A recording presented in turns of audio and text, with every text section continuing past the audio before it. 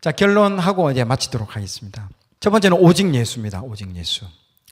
마태복음 17장 4절에 보면요.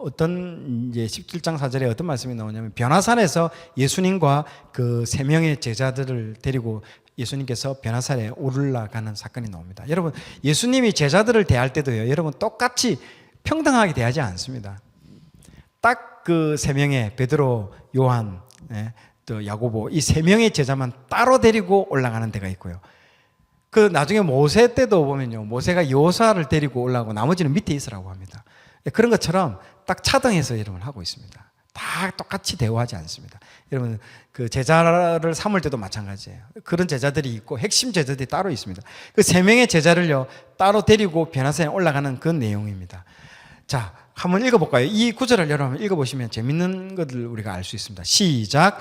베드로가 예수께 여쭈어 이르되 주여 우리가 여기 있는 것이 좋사오니 만일 주께서 원하시면 내가 여기서 초막셋을 짓되 하나는 주님을 위하여 하나는 모세를 위하여 하나는 엘리야를 위하여 하리이다. 아멘.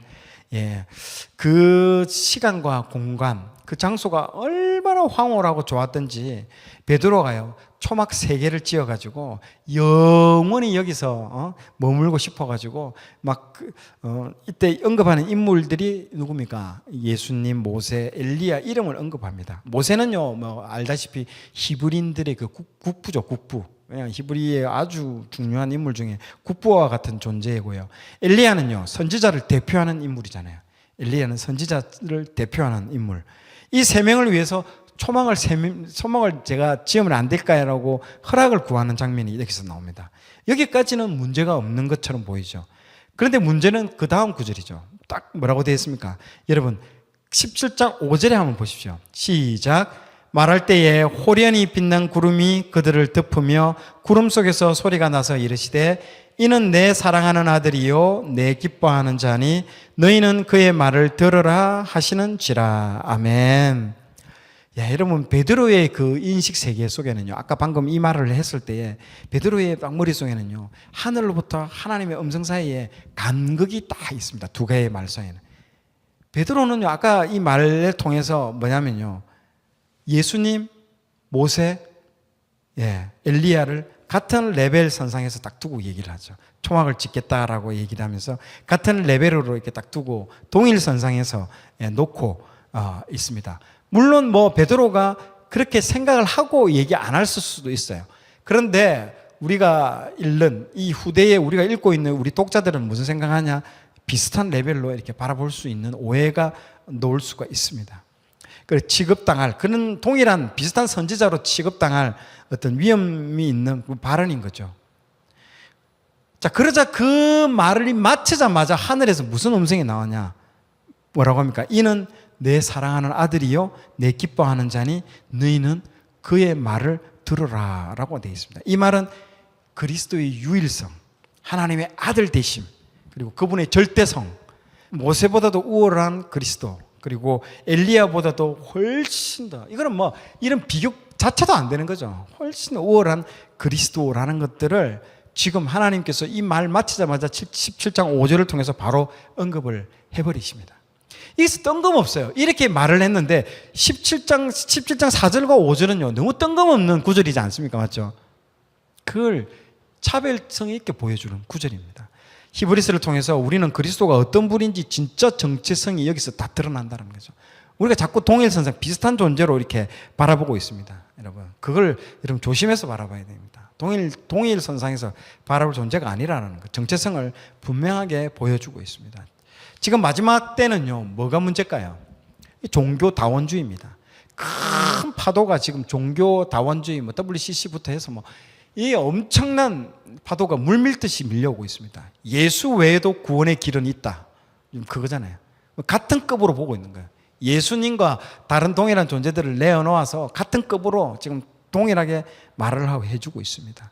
이 신학자와 여러 학문들을 통해서 이게 막 논의가 되고 있는 게 지금 현실입니다, 여러분. 얼마나 많은 일들이 지금 일어나고 있습니까? 그리고 종교 간의 통합을 시도하고 여러 시도들도 있죠. 굉장히 여러분 위험합니다.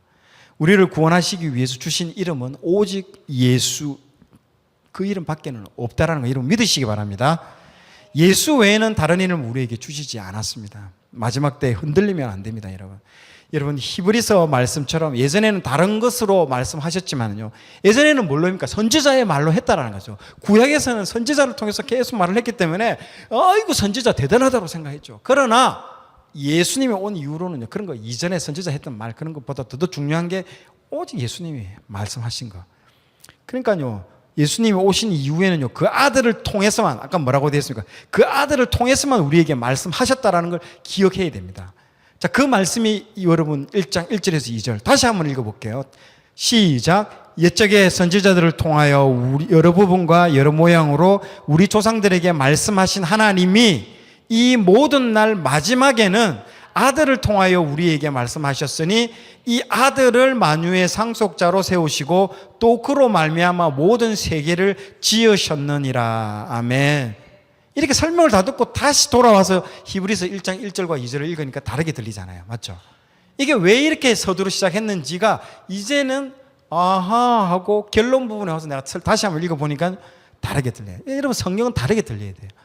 처음에는 그냥 아무 의미 없이 1장 1절 2절을 읽지만은요, 다르게 여러분 보이게 됩니다. 이제는 예수 믿는 것 때문에 앞으로 닥칠 엄청난 박해와 고난이 와도요, 우리가 이겨낼 수 있는 바로 힘은요, 예수님 그 자체입니다. 믿으시기 바랍니다. 아멘. 그래서 히브리서 기자는요, 예수님을 그 누구보다도, 그 무엇보다도 우월하신 분으로 높임으로써 그분께 믿음을 지키고, 그분 자기의 그 생명까지도 그분에게 뭐라고요? 맡기라고 되는 거예요. 야, 네가 그 잠깐 받는 그 살아보려고 하는 그러지 말고 그냥 아예 네 생명 그조차도 그냥 다 맡겨버려라. 그러면 너에 대해서 책임져 주실 것이다, 그분이. 그 얘기를 지금 하고 있는 것입니다. 그래서 믿음, 그래서 강조하는 게 뭡니까? 이 히브리서에서 믿음, 아까 말한 인내, 순종, 막 계속 그 얘기를 하는 겁니다. 이게 지금 그 당시의 상황을 보고 그런 말씀이 나온다는 거죠. 자, 마지막 두 번째 기다림하고 마치도록 하겠습니다. 자, 우리는 지금 기다리는 시대입니다. 누굴 기다릴까요?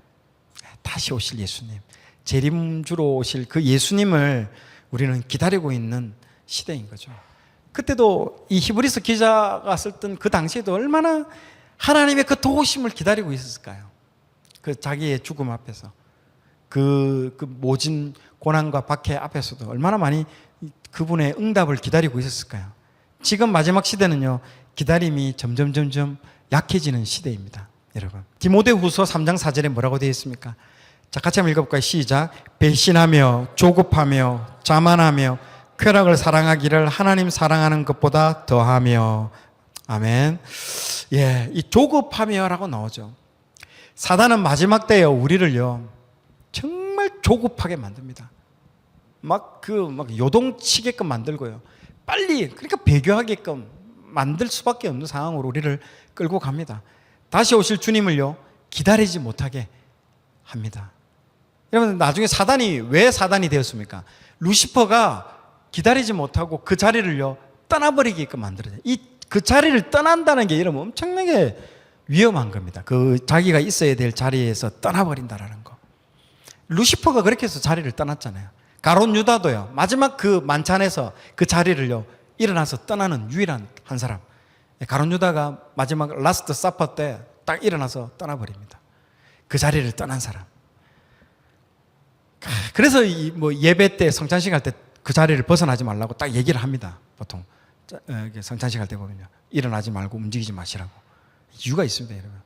떠나지 말고 그 자리를 지켜야 되는 겁니다. 마지막 다시 오실 주님을 기다리지 못하게 하는 경우가 많습니다. 그래서 우리는 어떻게 해야 된다?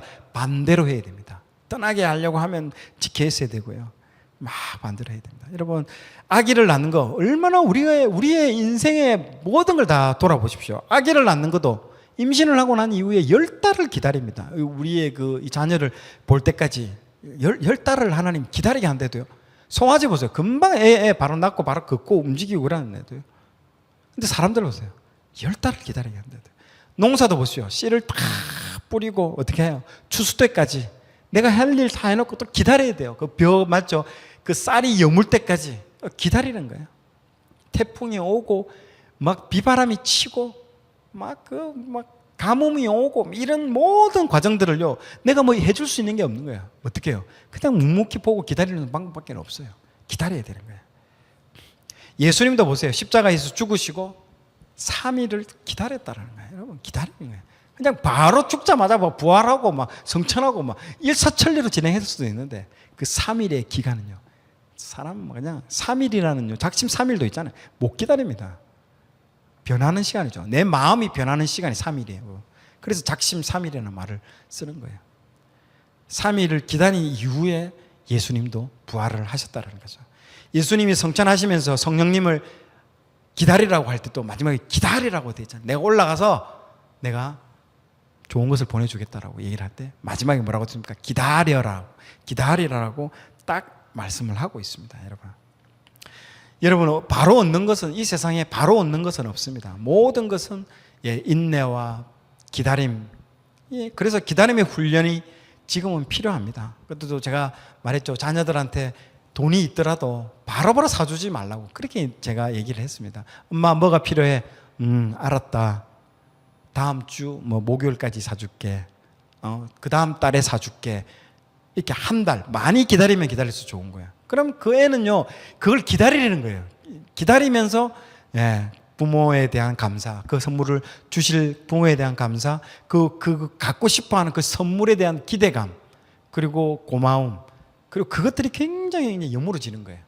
사람이 그 안에서 기다리는 가운데서 하는 거예요. 그래서 하나님이 기도를 초신자 때는 금방금방 기도하면 바로 응답됐지만은요, 신앙이 가면 갈수록 아마 응답에 아마 길이가요 점점 길어질 겁니다. 아마 어떤 경우에는 1년, 어떤 경우는 10년 이후에 믿음 구원을 받게 하는 그 경우도 있고, 기도의 응답이 나오는 경우도 많아요. 그만큼 내가 성장했다라는 증거라고 보시면 됩니다. 바로 기도하고 바로 응답되고 기다리는 거는요, 초신자 때 그런 거예요. 신앙이 자라면 기다림도 점점 길어질 수 있다는 거죠. 아까도 얘기했다시피 아브라함도 25년 훈련과 기다림 끝에 이삭을 얻었고요. 다윗도 한번 보세요. 왕이 되기까지 정말 사울의 그 자객을 보내서 완전 최고의 특수의 임무를 띈 그 자객을 보내가지고 죽이려고 하는 그 죽음의 어떤 그 공포 속에서도 기다렸다라는 거예요. 기다렸습니다. 그 다윗도 그 끝에 기다린 끝에 왕이 되었다라는 거죠. 마지막 환란의 때에 그냥 여러분 바로 주님 오시지 않습니다. 여러분, 그 알곡과 가라지를 가리는 때가 지금도 진행되고 있겠지만은요, 앞으로 2024년 올해 주목하셔야 될 것 같아요. 올해부터 아마 놀라운 일들이, 아까도 로마 대화재가 갑자기 일어났대도요. 로마 대화재가 예상도 못한 어느 순간 로마 화재가 바로 일어나가지고 그 이후부터 이 핍박으로 이어지는 순간이 그냥 하다가 바로 핍박 바로 이어진 거예요. 지금도 마찬가지예요. 그런 때가요, 하다가 바로 지금 이제 들이닥치고 우리의 신앙을요 테스트하고 우리의 신앙을 벼랑 끝으로까지 몰아붙이는 그 때가 여러분 오지 말라고 누가 말할 수 있겠습니까? 점검을 하게 된 때가 옵니다. 그리고 이때가 진정으로 기다릴 수 있는 사람과 기다릴 수 없는 사람으로 가려지는 이제 때가 온다라는 거죠. 극심한 환란의 때를 이길 수 있는 것은요, 딱 오직 한 가지, 예수님과 그분의 말씀을 붙드는 거예요. 언약의 말씀을 붙드는 거예요. 예수님 그 자체와 그분이 하신 말씀과, 그리고 그걸 붙잡아야 됩니다. 그걸 붙잡지 않으면요, 다 떠내려가는 겁니다. 여러분, 진짜 도도한 그 엄청난 그 쓰나미와 같은 물에 다 떠내려가는 거예요. 떠내리지 가지 않는 거는요, 그 락과 같은 그 말씀 위에 그 세운 그 반석 그걸 딱 붙잡고 있는 거예요. 그거는 뿌리채 뽑히지도 않아요. 딱 붙잡고 있으면 떠내려가지 않고 거기에 머물게 되는 거예요. 그래서 우리는 뭘 붙잡아야 된다? 약속, 언약, 예수 그리스도 말씀 그 자체를 붙잡아야 되는 거예요. 그러면 다가올 영광에 여러분 초점을 맞추고 현재의 좁은 길, 십자가의 길을 견뎌 나갈 수 있습니다. 그럴 때 하나님은요, 때가 되면 예수 그리스도 그 아들을 다시 보내주십니다. 재림의 때에 다시 보내주시고 뭘 해준다? 오자마자 우리의 뭘 닦아준다고요? 눈물을 닦아준다는 거죠. 다 눈물 흘릴 겁니다. 눈물 흘리지 않고 그냥 바로 와가지고 주님 좋아요 이런 거 없습니다. 엄청난 극심한 환난과 박해 반드시 오겠죠. 성경이 그걸 증명하고 있잖아요. 성경이 우리에게 출애굽 때 어떤 일이 있었고, 그리고 신구약 중간기 때 어떤 일이 있었고, 그리고 요한계시록에도 그걸 증거를 하고 있지 않습니까? 예. 대비를 하고 있어야 돼요. 준비를 하고 있어야 됩니다, 여러분. 그렇기 때문에 훈련이 필요한 거죠. 떠내려갑니다. 다 떠내려갑니다, 여러분들. 예, 그걸 조심하고, 그렇기 때문에 말씀을 통해서 미리 준비하게끔 우리에게 이 히브리서 말씀을 주시고 있는 겁니다. 구해주든 구해주지 않든 그건 중요한 거 아니에요. 우리 편에서 하는 거는요, 그분의 약속의 말씀을 붙잡고 끝까지 인내하며 기다리면, 그렇게 우리가 실족하지 않은 그 정도의 예수님이 이 땅에 다시 재림주로 오셔서 우리의 눈물을 닦아주고 놀라운 반전의 역사가 나타날 겁니다. 그것을 기대하며 오늘 이 순서 모두 마치도록 하겠습니다. 자, 오늘 내용이 좋았다면 좋아요, 구독 부탁드리겠습니다. 좋아요, 구독, 알림 설정은 콘텐츠 제작에 큰 힘이 됩니다.